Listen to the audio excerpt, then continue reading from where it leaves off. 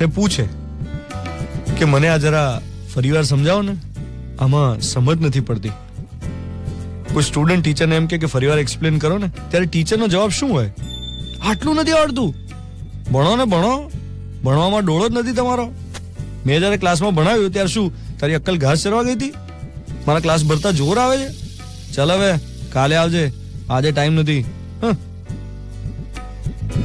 કોઈ સ્ટુડન્ટ પોતાનો પ્રોબ્લેમ લઈને ટીચર પાસે જાય તો એ જ ટીચર આખો જવાબ જુદી રીતે આપી શકે કે ભાઈ ઓહો હો, આ તો અઘરું છે, આ તો ના જ આવડે ને.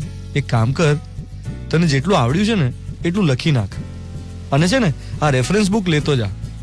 કાલે લખેલું લાવજે અને આ બુક પણ પાછી લેતી આવજે.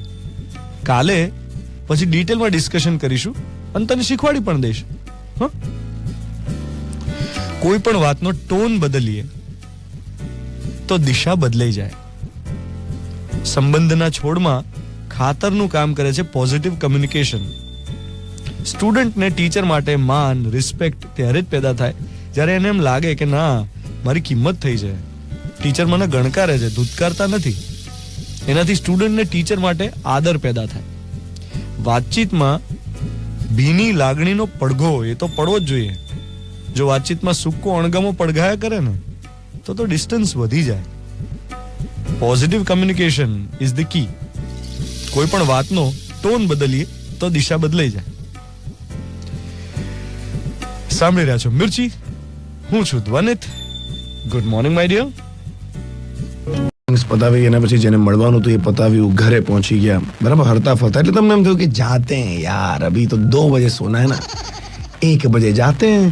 1 વાગે તમે આમ રમતા ભમતા તમે ઘરે પહોંચો છો. પછી તમને ઘરે જઈને થાય છે કે યાર 1 ही बजा है, अभी तो 2 बजे नहीं यार, रोज 2 बजे सोते ना. પછી તમે યુટ્યુબમાં ચડો છો, 2 વાગે છે. પછી તમને અચાનક એવું યાદ આવે છે કે મને કેમ એવું આભાસ થઈ રહ્યો છે કે કાલે બપોરે મને ધ્વનિતભાઈ મળ્યા હતા અને ધ્વનિતભાઈએ મને એમ કીધું હતું કે સુન, મેં કલ નહીં હું, તું દેખ લેના ઓડિયન્સ, મેં કોઈ કમી નહીં આની છે. મેં પછી મને 2 વાગે આવું યાદ આવ્યું કે આવું મને ધ્વનિતભાઈ કદાચ બોલ્યા હતા. દેટ મીન્સ કે મારે કાલે સવારે 6 વાગે ઉઠવાનું છે.